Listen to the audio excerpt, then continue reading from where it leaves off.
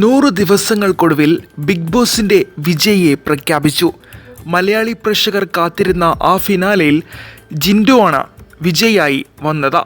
പ്രവചനങ്ങളിലെ സാധ്യതാ പട്ടിക ശരിവയ്ക്കും വിധമായിരുന്നു ഷോയുടെ വിജയിയെ പ്രഖ്യാപിച്ചത്. നാടകീയമായ മുഹൂർത്തങ്ങൾ നിറഞ്ഞ വർണ്ണാഭമായ ഫിനാലയിൽ ജിൻഡോയുടെ കൈ മോഹൻലാൽ പിടിച്ചുയർത്തുകയായിരുന്നു. ബിഗ് ബോസ് മലയാളം 6 തുടങ്ങുമ്പോൾ അത്ര പരിചിതനായ മത്സരാർത്ഥിയായിരുന്നില്ല ജിൻഡോ.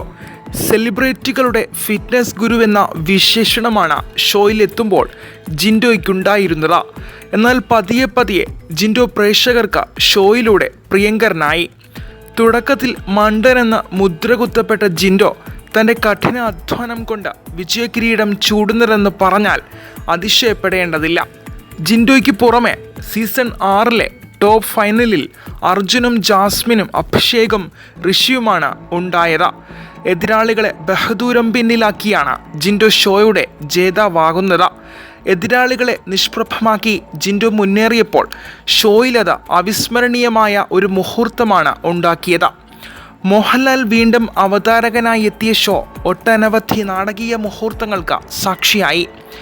സിജോ എന്ന മത്സരാർത്ഥിയെ മറ്റൊരു മത്സരാർത്ഥി മർദ്ദിക്കുകയും ഷോയിൽ നിന്ന് പുറത്താക്കിയതടക്കമുള്ള ഒട്ടനവധി സംഭവങ്ങൾ. അതിനിടയിലും വീറുറ്റ മത്സരം കാഴ്ചവെച്ച് ഷോയെ മനോഹരമാക്കിയവർ.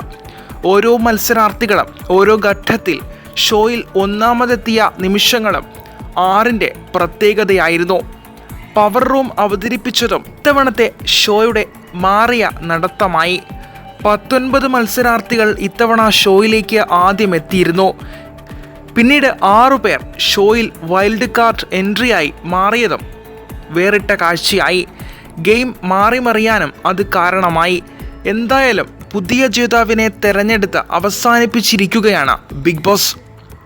News desk Mallu 1.